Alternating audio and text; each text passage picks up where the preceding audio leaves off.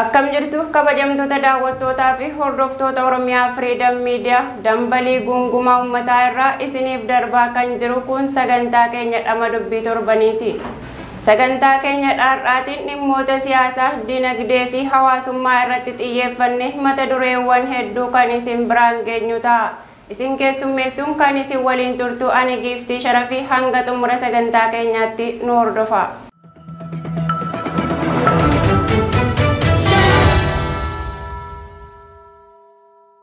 Egaa mata dureewwan keenya tokko lama jennee kan laallu ta'a.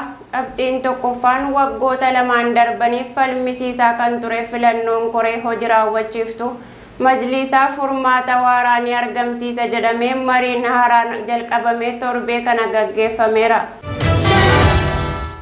Lammaffaan dhiheenya kana badhaasni hojii hogbarruu Oromoo jiraachuu akka qabu Oromoon marsaalee hawaasaa irratti baay'inaan barreeffamaan qoodamaa jira.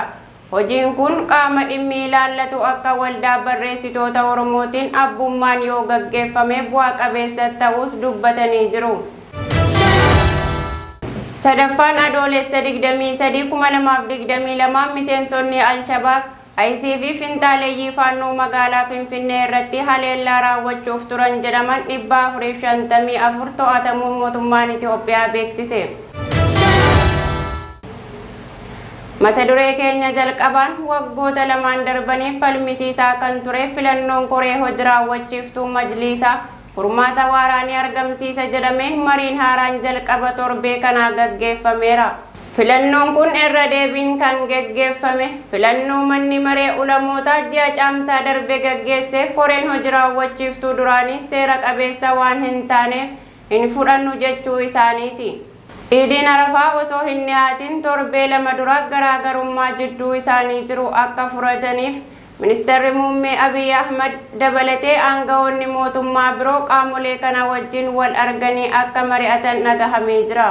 Walgahii kanaan koreen hojii raawwachiiftuuwwan duraanii fi haaraa filatamanii turan lakkoofsaan 50 ta'an korri irra deebiin akka taa'amu akkasumas bu'aa korichaa mootummaan akka raawwachiisu erga ta'ee boodadha kan korri haaraan waamame. Kanuma hordofuudhaanis gareen lamaanuu waliin ta'uun ayyaana Arafaa irratti ibsa kennanii jiru. Walgahii kanaan koreen hojii raawwachiiftuuwwan duraanii fi haaraa filatamanii turan lakkoofsaan 50 ta'an korri irra deebiin akka taa'amu akkasumas bu'aa korichaa mootummaan akka raawwachiisu erga ta'ee boodadha kan korri haaraan waamame. Kanuma hordofuudhaanis gareen lamaanuu waliin ta'uun ayyaana Arafaa irratti ibsa kennanii jiru. Kora waliigalaa jalqaba torban kana taa'ame irratti taajjabdummaan kan hirmaatan Ustaaz Ahmadiin Jabal BBC'tti akka himanitti filannoo haaraa gaggeeffame kanaan itti aanaan pirezidaantii koree hojii raawwachiiftuu duraanii kan turan Dr. Jeelaan Kadir biiricha pirezidaantii haaraa filatamanitti kennanii jiru. Haaluma kanaanis Sheek Haji Ibrahim Tufaa pirezidaantii ta'uun filatamanii jiru. Sheek Abdul Karim Badaraddin dursaa itti aanaa pirezidaantii yoo ta'an Sheek Abdulaziz Abdul Wali ammoo itti aanaa pirezidaantii ta'uun filatamaniiru. Korri waliigala majlisichaa yeroo dheeraaf osoo hin gaggeeffamin ture ji'a caamsaa akka lakkoofsa Itoophiyaatti bara 2014tti gaggeessee ture. Murteewwan yeroo sana fudhataman keessaa tokko koreewwan hojii raawwachiiftuu duraanii kaasuun haaraa filatanii jiru. Garaagarummaan majlisa keessatti uumame maal ture? Waggaa 11 dura mootummaan Itoophiyaa barsiisaa amantii Ahbaash biyya Libaanotaa irraa gara Itoophiyaa qarshiidhaan seensisuun ummata muslimaa irratti humnaan fe'uu yaaleera. Yaada jedhuun hawaasni muslimaa keessumaa beektonni gaaffii kaasanii jiru. Gaaffiiwwan kun hawaasa muslimaa fi mootummaa jidduutti waldhabdee uumuun gara mormiitti jijjiirame.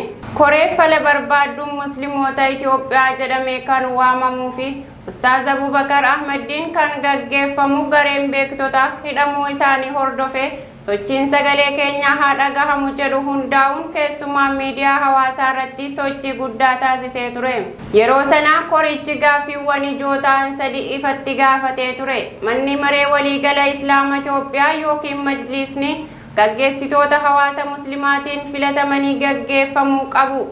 Barsiisni haaraan Ahbaash jedhamu humnaan nurratti fe'amuu hin qabu kan jedhuu fi dhaabbanni Awaaliyaa majliisa osoo hin taane boordiin buluu qaba kan jedhan ture.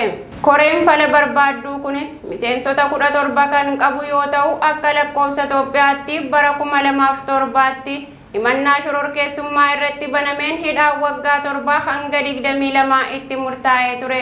Waggaa 4 erga hidhamanii booda ammoo bara 2008tti dhiifamni godhamee fi gadi lakkifaman. Itoophiyaa keessatti jijjiirama siyaasaa dhufe hordofuun Eebila 23 2013tti kora taa'ameen manni maree ce'umsa hundaa'e gaaffii hawaasa muslimaa ni deebisa jedhamee abdatamee ture. Mana maree ce'umsaa biratti koreen nama 9 of keessaa qabuu fi jijjiirama dhaabaa fiduuf gargaaraa jedhames hundaa'ee ture. Kora hoteela Sharaatanitti taa'ame sanarratti ministeera muummee Abiy Ahmad dabalatee ministeera nagaa kan turan aadde Mufaariyaat Kaamilis argamanii turani. Kora kanarratti guutuu biyyattii keessa ulamoonni 500 ol kan hirmaatan yoo ta'u koreen haaraa filatamee gaaffii yeroo dheeraaf taa'aa tureef furmaata ni kenna jedhamee abdiin irra kaa'ame. Korri hoteela Sharaatan erga taa'amee waggaa 3 booda majliisa haaraa filachuuf sochiin yeroo godhamu danqaan garaagaraa uumamee ture. Ji'a caamsaa keessa korri miseensonni mana maree ulamootaa harki caalaan irratti hirmaatan taa'ame. Miseensa koree hojii raawwachiiftuu duraanii kan turan Sheek Ahmad Awwal isaan miseensa mana maree ulamootaa ta'anii osoo jiranuu akka irratti hin hirmaannee fi korichi fudhatama akka hin qabne akkasumas ulamoonni guutummaa biyyattii irratti hirmaachuu qabu jechuun mormii qaban BBC'tti himanii turani. Ustaaz Ahmaddiin akka jedhanitti filannoo amma gaggeeffame kanaan mootummaan raawwachiisuu yoo ta'u koreen hojii raawwachiiftuun haaraa filataman warra duraanii harkaa fuudhanii hojii isaanii ni eegalu. Haa ta'u malee ammayyuu namoonni mufatan hin dhabamani. Bifa kanaan yoo deemne fedhiin isaanii hanga guutamutti rakkoon hin furamu. Kora ammaa kanarratti namoonni muraasni hin argamne garuu waa'ee rakkoo hawaasa muslimaa yoo kaasne filannoon kun rakkinicha ni fura jedhan Ustaaz Ahmaddiin Jabal.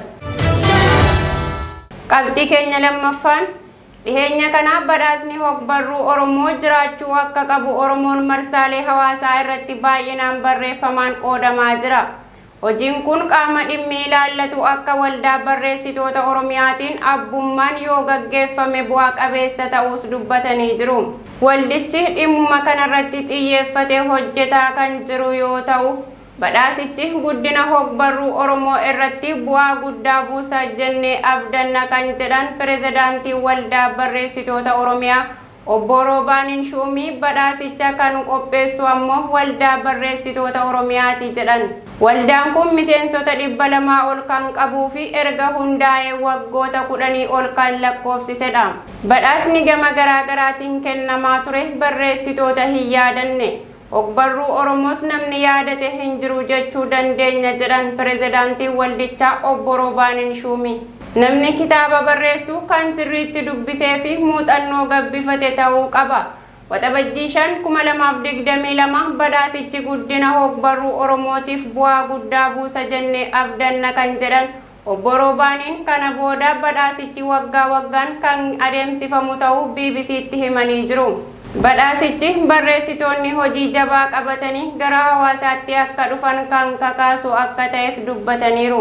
Sirni badhaasichaas dhuma waggaa irratti kan adeemsifamu yoo ta'u kan bara kanaas adoolessa 23 bara 2014 adeemsifamuuf sagantaan qabamuu himaniiru.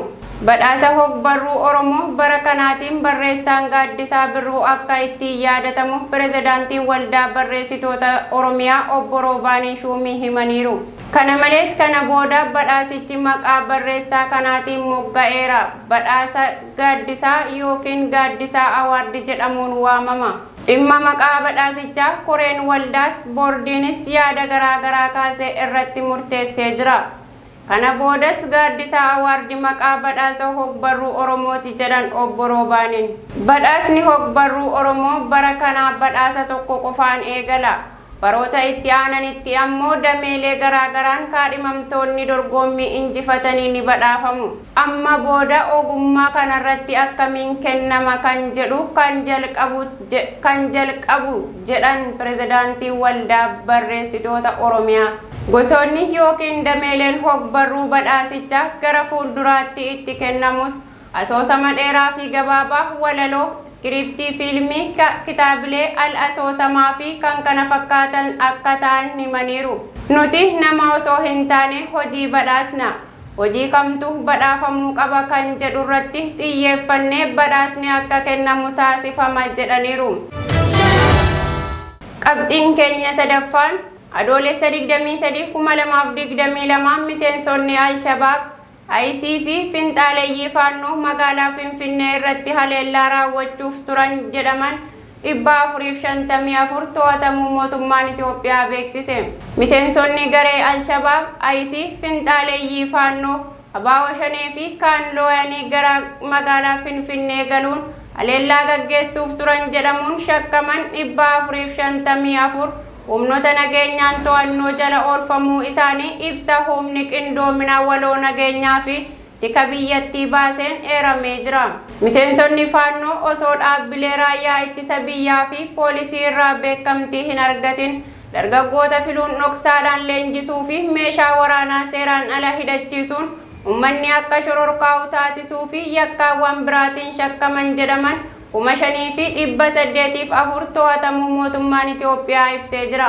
Humni qindoomina waloo nageenyaa fi tika federaalaa ibsa sanbata adoolessa 23 2022 baaseen akka jedhetti gareen finxaaleeyyii faannoo kunneen bakkaa bakkatti socho'uun karaa miidiyaan ergaawwan walitti bu'iinsaa kakaasan tamsaasu lubbuu namoota nagaa balleessaa qe'ee fi qabeenya isaanii irraa buqqisaa saamaa kan turanii fi yakka adda addaan kanneen shakkaman to'annoo seeraa jala oolfamuun qoratamaa jiraachuu ibse. Miseensota faannoo to'annoo jala oolfaman keessaa kanneen qaamolee nageenyaa federaalaa fi naannoo keessaa ganan kanneen mana murtiitti itti murtaa'ee fi kan osoo to'annoo jala hin oolfamin turan akkasumas yakka ajjeechaan kanneen barbaadamaa turan akka keessatti argaman ibsi kun eeree jira. Kana malees naannoo Amaaraa bakka adda addaatti walitti qabamuu fi wal ijaaruun akkasumas miseensota finxaaleeyyii diyaaspooraa muraasa biyya alaatti argaman waliin qindaa'uun kaayyoo badi raawwachiiftuuf maallaqa biyya keessaa fi alaa walitti qabachuu isaanii ibsi kun eereera. Maallaqa kanaanis meeshaa waraanaa guuttachuu, shaakala dirree waraanaa fi kaartaa riphee loltummaa fudhachuun akkasumas dhoksaadhaan meeshaa waraanaa seeraan alaa gara magaalaa Finfinneetti galchuudhaaf yaalii taasisaa kan turan to'annoo jala oolfamanii jiru. Ibsi kun itti dabaluunis finxaaleeyyiin shakkiin to'annoo jala oolfaman kunneen miidiyaalee finxaaleeyyii biyya alaatti argaman fayyadamuun odeeffannoo sobaa tamsaasaa jiru jedhe. Humnoonni to'annoo jala oole kun hooggantoota naannoo Amaaraa fi federaalaa ol aanoo irratti haleellaa raawwachuu fi mootummaa humnaan garagalchuuf akkasumas mootummaa ce'umsaa hundeessuuf dhoksaan socho'aa kan turan finxaaleeyyiin faannoo 14 sanadoota iccitii adda addaa qaban hedduu waliin to'annoo jala oolfamuu isaanii dabaluun kaaseera. Gama biraatiin ammoo miseensonni gareewwan adda addaa magaalaa Finfinnee keessa loo'anii seenuun haleellaa shororkaa raawwachuuf turan jedhaman 454 humnooti nageenyaatiin to'annoo jala oolfamuun ibsame. Haaluma kanaanis miseensonni faannoo TPLF, Shanee, Al-Shabaab, IC akkasumas okkoraa fi jeequmsa kakaasuuf yaalii taasisaa turan jedhamuun shakkaman 454 to'atamuutu ibsame. Shakkamtoota humni qindoomina waloo nageenyaa fi tika federaalaa to'ataniiru jedhaman keessaa miseensota TPLF 174, Shanee 98 kanneen magaalaa Finfinneetti jeequmsaa fi okkora kaasuuf yaalii taasisuun shakkaman 100 to'atamuutu himame.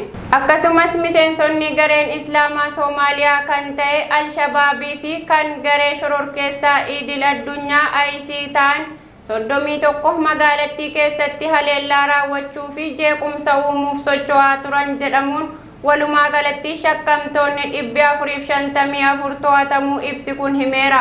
Egaa kabajamtoota daawwattootaa fi hordoftoota Oromiyaa Freedom Media sagantaan keenya dhama dubbii har'aa asirratti goolabama. Isin keessummeessuun kan isin waliin ture ani Giftii Sharafii qophiilee OFM kan hafan waliin turtii gaarii.